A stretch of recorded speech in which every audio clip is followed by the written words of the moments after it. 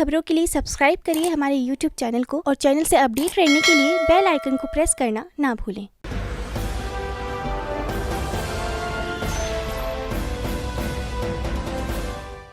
नमस्कार, मैं प्रकाश पुंज पांडे आप सबका स्वागत करता हूं बुलंदी की बात में। और आप लोग आज एक विशेष चर्चा में के लिए आयोजन के लिए हम लोग आप लोग को जो इनविटेशन दिए हैं, ये एक बहुत ही अहम मुद्दा है, क्योंकि बुलंद हिंदुस्तान और बुलंद मीडिया ग्रुप का एकमात्र ध्येय है कि जो समाज के, देश के, प्रदेश के जो अहम मुद्दे हैं उन्हें जनता के समक्ष लाना और जनप्रतिनिधियों से ये प्रश्न पूछना कि जनता को जो भी परेशानियां आ रही हैं उनके निवारण हेतु उन्होंने क्या क्या तैयारियां की हैं और आगे उनके क्या क्या प्लानिंग्स हैं। और इस चर्चा के लिए आज चारों ही दल के प्रतिनिधि उपस्थित हैं।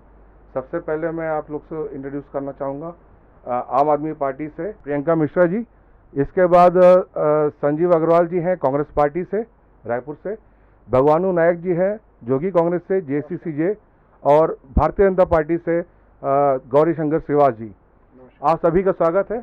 और आज का जो विषय है चर्चा का वो है कोरोना और राजनीति।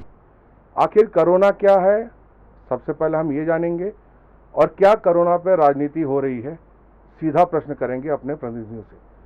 तो सबसे पहला प्रश्न में, क्योंकि केंद्र में भारतीय जनता पार्टी की सरकार है, तो पहला प्रश्न मेरा गौरी शंकर जी आपसे है कि आप भी कोरोना के फेज से गुजरे हैं, तो सबसे पहले तो हमारे बुलंद मीडिया के दर्शकों को अपना अनुभव शेयर करें कि वाकई कोरोना क्या है और कोरोना से डरना नहीं है, हमें कैसे लड़ना है, इस पे आपका अनुभव शेयर करें। निश्चित तौर पे आज के इस डिबेट का आयोजन करने के लिए आप सभी को बधाई। और मैं अभी जब घर से निकला हूं तो मुझे सूचना मिली है कि मेरे दोस्त के जिया जी का देहांत हो गया है और 2 दिन पहले ही वो पीड़ित थे और रायपुर में उनकी मृत्यु हो चुकी है कोरोना से। तो ये एक बहुत ही कठिन समय है कि ऐसे समय में जब यहाँ पर रायपुर शहर और छत्तीसगढ़ में सैकड़ों जाने जा रही है और हम लोग इस विषय पर डिबेट करना तो बहुत ही आसान नहीं है। विषय बहुत ही तार्किक है और बहुत ही अति महत्वपूर्ण है, लेकिन हम लोगों के लिए उतना ही कठिन है।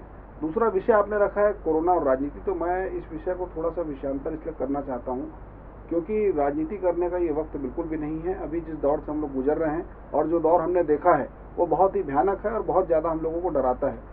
मौजूदा जो परिस्थिति है इसमें राजनीति हर मुद्दे पे होनी चाहिए, लेकिन स्वास्थ्य वाले मुद्दे पे बिल्कुल भी राजनीति होनी चाहिए। लेकिन जिस तरीके से जो अभी परिदृश्य हम पूरे देश पे देख रहे हैं और प्रदेश में खास तौर से देख रहे हैं, तो एक मजबूत विपक्ष के तौर पे आज यहाँ पर हम छत्तीसगढ़ में हैं, तो सरकार के हर उस कदम पे हम साथ हैं जहाँ पर सरकार प्रदेश की जनता के लिए कार्य करती है और हर वो बात जो जनता के हित के लिए उसमें सरकार के विरोध में हम खड़े हुए हैं। लेकिन इस मुद्दे पे, स्वास्थ्य वाले मुद्दे पे और संक्रमण के इस काल पे बिल्कुल भी हम राजनीति नहीं करना चाहते हैं। जहाँ तक मेरा अनुभव की आप बात कर रहे हैं, तो पिछले साल में कोविड पॉजिटिव हुआ था, उस समय ऐसे हालात नहीं थे, सब कुछ नया था, एक नया पंथा। और कैसे कोविड पॉजिटिव हुआ मुझे खुद नहीं मालूम, ईश्वर की कृपा से एम्स में मेरा इलाज हुआ और मैं सकुशल आप लोग के बीच में 8 दिन में लौट आया। लेकिन अभी के जो हालात है तो समझ से बाहर है, कौन सा स्ट्रेन है इसका पता अभी भी नहीं लगा पा रही है कि स्वास्थ्य विभाग, यहाँ बड़े बड़े जितने भी वैज्ञानिक है, चिकित्सक है, इस बात से अनभिज्ञ है कि अभी ऐसा क्या दौर छत्तीसगढ़ में हो गया, किसकी नज़र हमको लग गई है कि आज हम यहाँ पर स्टूडियो में बैठे हैं और मुझे नहीं मालूम कि बाहर में और कितने लाशें हमको गिननी पड़ेगी। जो परसों का दृश्य हमने देखा है दुरुक में, जिस तरीके से लाश जलाया जा रहा था, ये दृश्य हमको डराता है और काफ़ी भयभीत है, बहुत भयक्रांत है हम लोग खुद व्यक्तिगत तौर पर। तो जो विषय आपने रखा है कोरोना और राजनीति, तो ये विषय को थोड़ा सा मैं विषयांतर करते हुए कहना चाहता हूँ कि कोरोना पे भारतीय जनता पार्टी बिल्कुल भी राजनीति नहीं करना चाहती है, हर मुद्दे में हम सरकार के साथ में रहेंगे। संजीव जी, चूँकि प्रदेश में आपकी सरकार है और छत्तीसगढ़ इस समय देश में 4थे स्थान पे है जहां सबसे ज़्यादा सेकेंड स्ट्रेन के संक्रमण पाए गए हैं। कल बुलंद मीडिया को एक्सक्लूसिव इंटरव्यू में छत्तीसगढ़ के स्वास्थ्य मंत्री ने भी कोरोना को लेके और उसके न्यू स्ट्रेन को लेके बहुत सी जानकारियां दी। जो ये न्यू स्ट्रेन आया है N440K, साइंटिस्ट ने इसका नाम दिया है N440K, इसके बारे में ये कहा गया है कि ऐसे 10,000 12,000 स्ट्रेन हैं। तो क्या हम अभी तक भी प्रिपेयर्ड नहीं है या फिर केंद्र से आप लोगों का जो कोऑर्डिनेशन है वो बराबर नहीं है कि वो संदेश जनता तक नहीं पहुंच पा रहा है? संजीव जी। देखिए, इसमें मेरा मानना दूसरी चीज़ है कि कोऑर्डिनेशन होना और नया ट्रेंड आना सब अलग अलग चीज़ है। आज से 1 महीने पहले तक बहुत अच्छा चल रहा था। अचानक महाराष्ट्र में केस बढ़े, महाराष्ट्र के बाद छत्तीसगढ़ में बढ़े, MP में बढ़े, UP में बढ़े, अदर स्टेट में बढ़ते गए। जो कोविड हॉस्पिटल थे जहाँ चालू थे वो बंद करने पड़े, कि कोई ज़रूरत नहीं थी। अचानक इनके बढ़ने के बाद जो अभी नया ट्रेंड देखने पड़ रहा है कि पहले जो था 50 साल से ऊपर के लोगों को अटैक हो रहा था, अभी छोटी सी उम्र के लोगों को 20 साल, 22 साल, 25 साल वाला को भी हो रहा है। इसमें सबसे बड़ी बात, क्योंकि उन्हें कुछ मित्र डॉक्टर भी हैं, मैं भी सामाजिक हिस्सा में हूँ, तो बहुत से लोग मेरे परिचित हैं, तो जो ये दवाई दे रहे हैं, दवाई तो अपनी जगह है। अगर हम 2 गज दूरी, चेहरे पर मास्क लगाकर, नाक ढककर घूमेंगे तो शायद हम उस पोजिशन में ना पहुंच पाए और थोड़ा भीड़ भाड़ से बचें। आज भी आप जाके देखेंगे माली रोड में भीड़ रहती है, कल संडे है, कल देखेंगे मोटापाड़ा में भीड़ रहती है। हम हर चीज़, ना केंद्र की सरकार के ऊपर, ना राज्य की सरकार पर हर चीज़ नहीं छोड़ना चाहिए। कुछ अपने आप को भी देखना चाहिए कि हम क्या क्या गलतियाँ कर रहे हैं और क्या गलती नहीं कर रहे हैं। बुखार है, पैरासिटामोल खा रहे हैं, 1 दिन खा रहे हैं, 2 दिन खा रहे हैं, 3 दिन खा रहे हैं, उसके बाद अगर हम कोविड बिगड़ रहा है, जब आजू बाजू वाले कह रहे हैं, फिर जाकर हॉस्पिटल दिखा रहे हैं। डॉक्टरों का क्लियर कहना है कि आपके पास अगर 1 दिन तबियत खराब हुई है, आप दूसरे दिन तक डॉक्टर का चेकअप करा लें। प्राइवेट हॉस्पिटल के लाइक सक्षम लोग हैं तो प्राइवेट में करा लें, और गवर्नमेंट के लोग हैं तो असक्षम है तो गवर्नमेंट में करा लें, जैसा चाहें। पर इसमें हम खुद को, अपने आप को मजबूत रखना पड़ेगा। हमको किसी के ऊपर भी आश्रित नहीं रहना पड़ेगा। आज कोई भी गवर्नमेंट किसी को खाने को नहीं देती, ना दवाई देती है। गवर्नमेंट सिर्फ अपने फायदे पर ये बात करती है। मैं सब गवर्नमेंट की बात कर रहा हूँ, ये नहीं कर रहा हूँ सेंट्रल की गवर्नमेंट या राज्य की गवर्नमेंट। पर मेरा फिर ये मानना है कि हमको अपनी हिफाजत खुद करना पड़ेगा, अपने परिवार की हिफाजत करना पड़ेगा। तो हमने बड़ी बड़ी लड़ाई देखी है, बड़ी बड़ी बीमारी देखी है, तो ये कोविड क्या है, कोविड भी चला जाएगा। भगवानों जी, जनता तो जितनी भी जागरूक है उसके हिसाब से अपनी सुरक्षा तो खुद कर ही रही है। सरकारी नियम भी सरकारें, वो केंद्र की हो या राज्य की हो, वो जनता के लिए ही बनाती हैं और समय समय पे जागरूकता अभियान भी चलाती है। लेकिन क्या लगता है कि कमी कहाँ रह गई है? क्योंकि केंद्र भी अपने लेवल पे डंका पीट रही है कि हम बहुत कुछ काम कर रहे हैं, यहाँ राज्य सरकार भी अपने लेवल पे डंका पीट रही है कि हम बहुत कुछ काम कर रहे हैं। तो जब सरकारें काम कर रही हैं तो कमी कहाँ है? देखिए प्रकाश जी, निश्चित रूप से हम सब के लिए और पूरे देश में और छत्तीसगढ़ में एक बहुत बड़ी चुनौती, हम एक ऐसी अदृश्य शक्ति से लड़ रहे हैं जिसको हम देख नहीं पा रहे हैं। और हम सब के लिए एक ऐसी स्थिति है, हमारे बड़े बुजुर्ग तो कहते हैं कि पूरे सदी में हमने ऐसा कभी अभी नहीं देखा था कि हमें ऐसी ताकतों से और ऐसे समय से गुजरना पड़ेगा। और रही बात, अगर मैं इसमें जिम्मेदारी की बात करूँ तो निश्चित रूप से सरकार की जो है एक बड़ी जिम्मेदारी बनती है। किसी भी सरकार की जो काम है वो 3 चीज़ों में होता है: स्वास्थ्य, शिक्षा और रोजगार। ये वक्त हम शिक्षा और रोजगार पर बात न करके जीवन बचाने की बात अगर करें तो सरकार की जो अपनी जिम्मेदारी है, जिस तरीके से हम लापरवाही भी अगर जो होती है, जैसा कि मैं बात करूं कि जब पूरे देश में जब हम देखेंगे कि कोरोना से लड़ने के लिए कार्य योजना बननी चाहिए, उस समय हमारे रोड सेफ्टी को लेकर क्रिकेट हो रहे थे। ये राजनीति वाली बात थी, सरकार की जिम्मेदारियां हैं। अब उसके बाद आप देखेंगे शराब दुकानों की जो स्थिति देखेंगे, जैसा हमारे बड़े भाई संजय अग्रवाल जी ने कहा, कुछ जिम्मेदारी हमारी भी है, आम जनता की भी है। हमें भी कुछ अनुशासन का पालन करना पड़ेगा।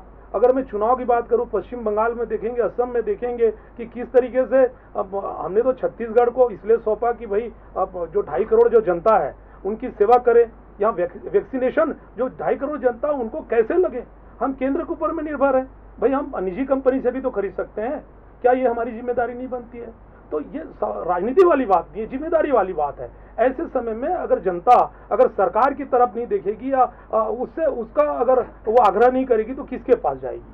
तो ये हम सबकी जिम्मेदारी, सरकार की बड़ी जिम्मेदारी है। ऐसे समय में एक बड़े स्तर में काम होने चाहिए, एक इच्छा शक्ति होनी चाहिए, ताकि हम सबको हमारा जीवन मिले। हम लोग कोई अकेले नहीं, हमारे साथ पूरा परिवार जुड़ा हुआ है। आज एक आदमी की क्षति होती है तो उसका पूरा परिवार जो है ना वो कहीं ना कहीं पीछे चला जाता है, ना जाने कितने समय तक। तो सबको लड़ने की जरूरत है। सरकार की बड़ी जिम्मेदारी है, आम नागरिकों की जिम्मेदारी है। हम सब सरकार के जो गाइडलाइन है उसका पालन करें। इसके बाद भी मैं कहूँ कि हमारी जो पार्टी है सरकार के साथ है। सरकार जो भी कदम उठाएगी, जो भी नियम बनाएगी, हम उसका पालन करने के लिए पूरी तरीके से तैयार हैं। आपकी भी सरकार दिल्ली में है और दिल्ली में भी इस समय एक ऐसी ही स्थिति बनी हुई है कि क्या करें और ना करें। स्कूल कॉलेज कभी शुरू करने के आदेश होते हैं, कभी आदेशों को वापस ले लिया जाता है। दूसरी तरफ दिल्ली चूंकि देश की राजधानी भी है और वहाँ पे पूरे विश्व से लोग आते हैं। खैर अभी तो इंटरनेशनल फ्लाइट्स पे पाबंदी है, लेकिन देश से चूंकि वो ट्रेड भी है, राजनीतिक केंद्र भी है, लोग वहाँ आना जाना करते हैं। लेकिन आपको क्या लग रहा है कि भाई चूक क्या कोई केंद्र और राज्य सरकार की कोऑर्डिनेशन की कमी के कारण हो रही है? सर, ये जो वैश्विक महामारी फैली है, एक तो सबसे बड़ी बात मैं ये कहूँगी कि ये वैश्विक महामारी पूरे देश के लिए थी। पूरे विश्व ने इससे अपना बहुत कुछ खोया है, लोगों ने अपने परिवार खोए हैं। आप मुझे बस ये बताइए कि अरविंद केजरीवाल जी जो मुख्यमंत्री हैं आज हमारी पार्टी के हैं, और उन्होंने जिस तरह से कोविड में दुनिया को एक उदाहरण प्रस्तुत किया है। एक तो वो देखिए, दुनिया का पहला प्लाज्मा बैंक दिल्ली से शुरू हुआ। अभी आपने देखा 2 दिन पहले रूस के जो दूतावास लोग थे वो आकर के मिले और अरविंद केजरीवाल जी के कामों की तारीफ की कि नहीं, आपने दिल्ली में कोरोना को बहुत अच्छे से मेंटेन किया है। अभी आपने ये भी देखा कि जैसे ही कोविड के पेशेंट बढ़ने लगे, केजरीवाल जी ने तुरंत प्राइवेट अस्पतालों में 25% बेड मतलब उन्हें फौरन कहा कि 25% कोविड पेशेंट के लिए रिजर्व कर दीजिए। तो ये एक अच्छा कदम था। और देखिए, अगर कोरोना फैला था तो अगर नमस्ते ट्रंप नहीं हो रहा होता तो शायद कोरोना नहीं आता। पूरे भारत को लॉकडाउन करने की जरूरत नहीं पड़ती अगर हम उसी समय, जब पहला कोविड पेशेंट आया था, अगर हम उसी समय इंटरनेशनल फ्लाइटों को बंद कर देते, क्योंकि हिंदुस्तान से तो आई नहीं है ये बीमारी अभी तक। जैसे WHO की रिपोर्ट्स आ रही है, आप हम सब देख ही रहे हैं। एक तो ये चीज़ें थी कि नमस्ते ट्रंप हुआ। आप बताइए कि जब कोविड के पेशेंट पूरे देश में इस तरह से हाहाकार मचा रहे थे, उस समय आपने वैक्सीन, इसका रोकथाम, इस पर क्या किया जाए नहीं किया जाए, इस पर चर्चा की बजाय आप इलेक्शन करवा रहे हैं, थाली बजवा रहे हैं, ढोल नगाड़े पिटवा रहे हैं। आज इलेक्ट्रॉनिक दुनिया है।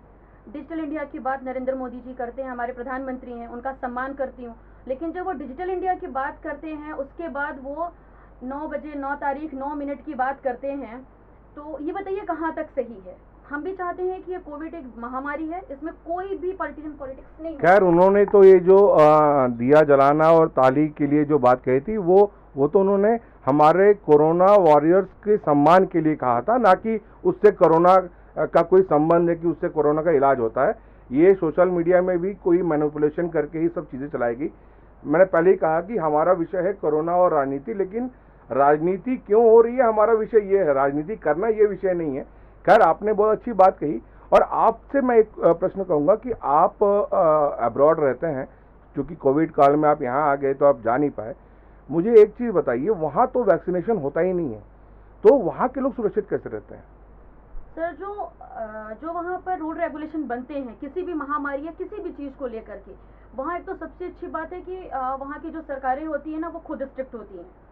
वहाँ के जो रिप्रेजेंटेटिव होते हैं उस पर्टिकुलर चीज़ों के लिए कि नहीं, ये इनकी अथॉरिटी है कि इनको यहाँ पर कंट्रोल करना है, तो वो बड़े सिंसियरली उसको पालन करते हैं। आप छत्तीसगढ़ की बात कर लीजिए, छत्तीसगढ़ में लॉकडाउन लगा, सारे बॉर्डर सील हो गए। ये एक अच्छी पहल थी कांग्रेस सरकार की, भूपेश बघेल जी की अच्छी पहल थी, उन्होंने बॉर्डर सील किया, सब किया। लेकिन उस बीच भी मैं आपको बताऊं, ऐसे हजारों अस्पतालों के नाम बता सकती हूँ आपको यहाँ पर छत्तीसगढ़ में, कि फेक वो बनाया गया एक लेटर कि ये बीमार है, ये इतने दिन से यहाँ बीमार थे और इनको अपने राज्य जाना है, और इस बहाने से बॉर्डर क्रॉस हुई गाड़ियाँ। मैंने कई लोगों को बताया। अब मेरे कॉलोनी में एक बच्ची बाहर से आई थी भोपाल से, वो उस समय कोविड पॉजिटिव ही थी, क्योंकि वो बाई बस आई थी, 3-4 दिन बाद उसकी डेथ हो गई। मैंने सबसे पहले वहाँ पर फ़ोन किया, जो हेल्पलाइन नंबर है। जब वो बच्ची की डेथ हो गई, 1-1.5 महीने हो गए, वो परिवार अपने घर चला गया, तब वहाँ से फ़ोन आ रहा है कि मैडम आपने कभी शिकायत की थी। तो ये व्यवस्था है। अभी कोरोना काल में जिस तरह से छत्तीसगढ़ में आए दिन पेशेंट बढ़ रहे हैं, और ये बड़ा गंभीर अभी समय फिर से यहाँ पर बनता जा रहा है।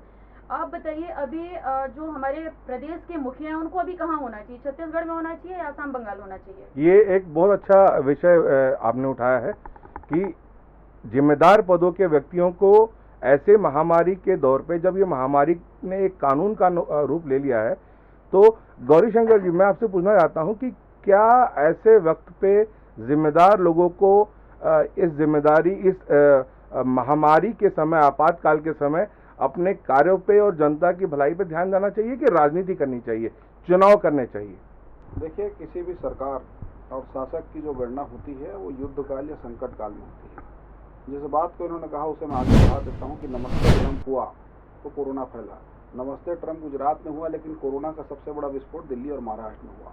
थाली और उसकी दिया की बात कहें तो इन्हीं के मुख्यमंत्री अरविंद केजरीवाल जी ने कुछ महीने पहले दीप प्रज्वलन का बहुत बड़ा कार्यक्रम किया कि मैं आपका बेटा हूं, एक साथ पूरे दिल्ली वासी दिया जलाएंगे। तो ये ढोंग आप मत कीजिए मैडम चैनल पे। बात नंबर 1, अपने पहले आप लोग देखिए आप लोग कहाँ पे थे और कहाँ पहुंच गए हैं। आप जनता का कहीं ना कहीं दिल्ली की सरकार से विश्वास उठ गया। निजी टिप्पणी नहीं, सिर्फ मुद्दे पे, दूसरी बात मैं आ रहा हूँ, मैं उसी पे आ रहा हूँ। जो बात इन्होंने कहा वो उससे पूरी तरह सहमत हूं मैं कि रोम जल रहा है, नीरो बंसी बजा रहा है। नीरो तो वहां ताली भी पीट रहा है और गाना भी गा रहा है असम में। साहब प्रदेश के हालात देखिए, शर्म आता है। जो बात संजीव अग्रवाल जी ने कहा कि सरकार खाने को नहीं देती है, वैक्सीन नहीं देती है, ये केंद्र में बैठी नरेंद्र मोदी जी की सरकार थी जिन्होंने खाना भी दिया, चावल भी दिया और वैक्सीन भी दिया, जिसको आपकी सरकार, आपके स्वास्थ्य मंत्री जी ने लागू करने से कई महीनों तक वंचित रखा प्रदेशवासियों को। चावल को आपके महापौर अपने घर पे उतरवा लेते हैं, ये आप ही की सरकार थी। और हालात ये है, इस काल में यहाँ की जनता, 2.5 करोड़ की जनता मुख्यमंत्री को खोज रही है। लेकिन मुख्यमंत्री जी की प्राथमिकता क्या है? 2 दिन पहले आदेश निकलता है कि शराब भट्टियों को दुरुस्त किया जाए, शराबियों को मास्क पहनाया जाए, 10-10 हजार रुपए हर भट्टी में आवंटित किया जाए। प्रदेश के आप अस्पताल जाकर मेरे साथ चलिए, अपने कैमरामैन को भेजिए। मास्क नहीं है साहब अस्पतालों में, कई मास्क को 4 बार 5 बार यूटिलाइज किया जा रहा है। दवाइयां नहीं है, बेड नहीं है। और ये कह रहे हैं कि जिसको निजी अस्पताल में इलाज कराना निजी में जाए, जिसको सरकारी में जाना सरकारी में जाए। जिसके पास वो भी नहीं है, जिसके पास बेड नहीं है, वो रोड रास्ते में दम तोड़ दे। पिछले बार तो लाश जलाने तक के इनके पास साधन नहीं था, एम्बुलेंस नहीं था, लाश को छोड़ छोड़ के भागे हैं। ये वही लोग हैं जिन्होंने लाश का भी अंतिम संस्कार करना नहीं समझा साहब, उचित नहीं समझा।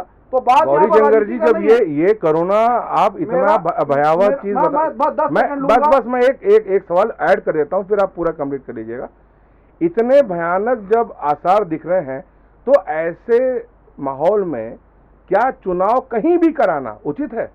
देखिए, चुनाव कराने का जो निर्णय होता है वो निर्वाचन आयोग का होता है।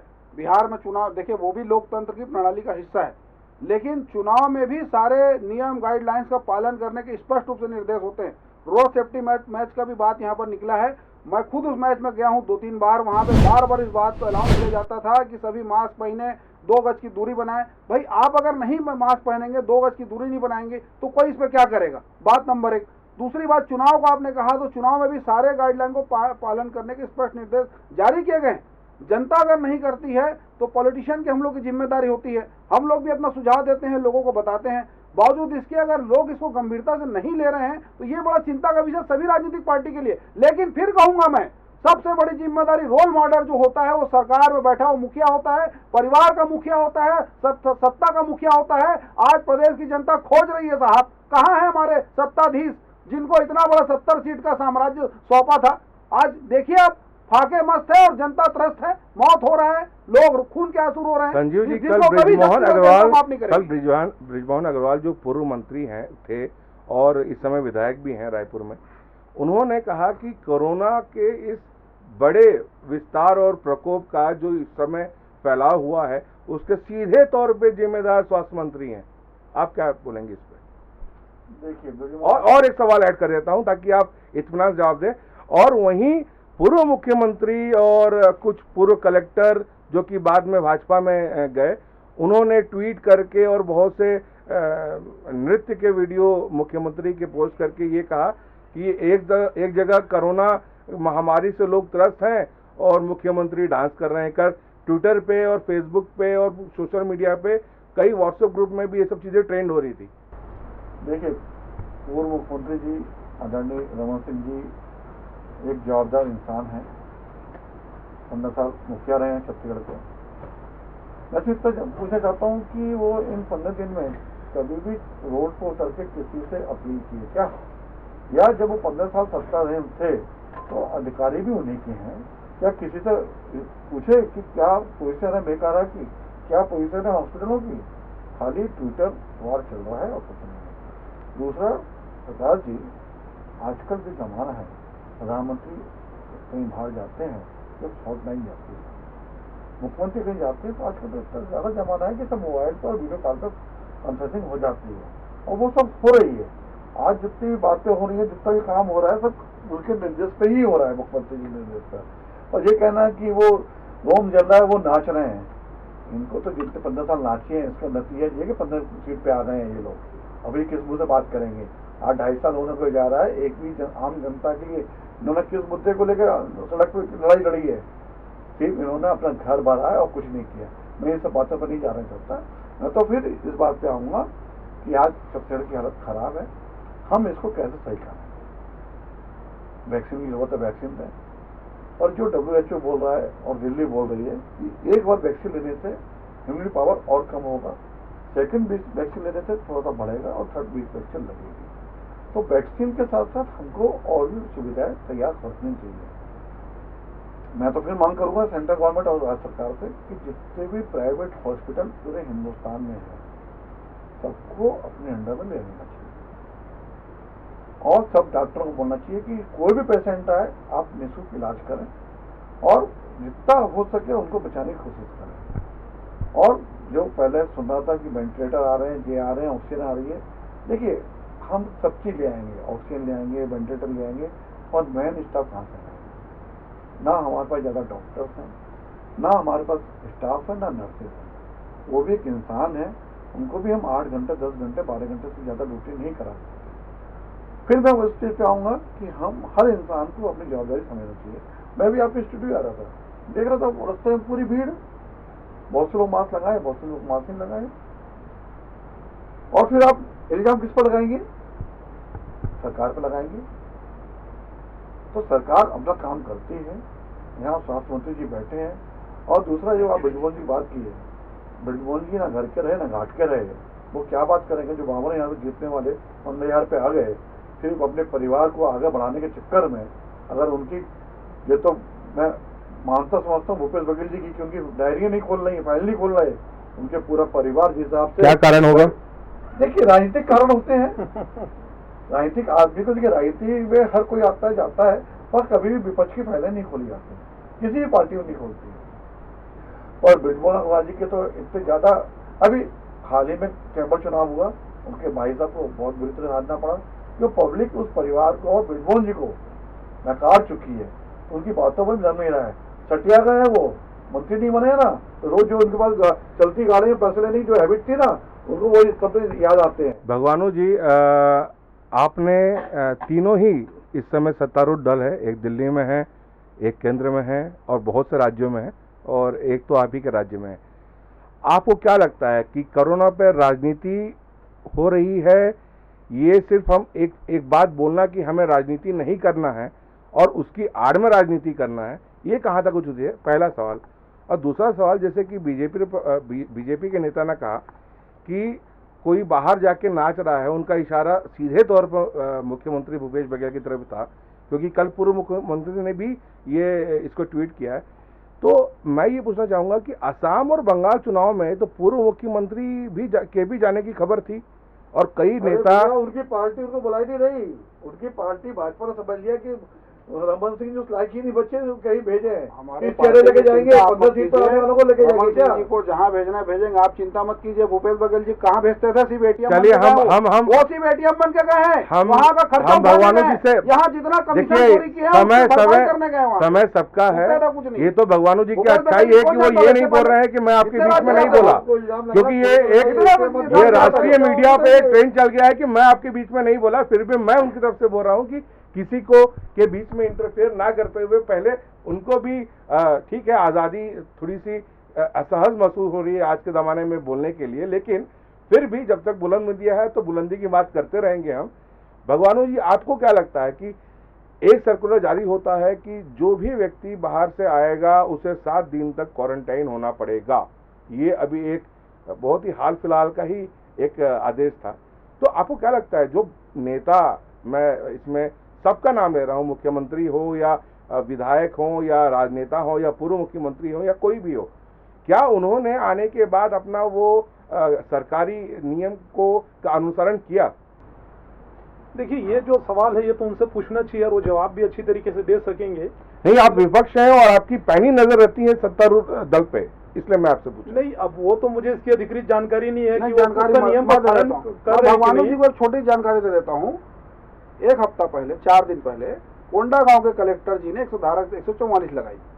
धारा 144 का मतलब आप लोग सभी जानते हैं। 2 दिन बाद पीसीसी चीफ, वहां के जो क्षेत्रीय विधायक हैं, मोहन मरकाम जी का कार्यक्रम था, 144 की धारा को तोड़ दिया गया, बड़ी संख्या में ग्रामीणों को बैठाकर ताली पिटवाया गया, माला पहनाया गया और नियम कानून पूरे बस्ते में, राम भरोसे सस्ते में, ये हाल है। भगवान जी अपनी बात कंप्लीट करें। देखिए, देश में आज 2 प्रमुख राजनीतिक दल, भारतीय जनता पार्टी और कांग्रेस, केंद्र में भारतीय जनता पार्टी और राज्य में ये कांग्रेस की सरकार पूर्ण बहुमत के साथ है।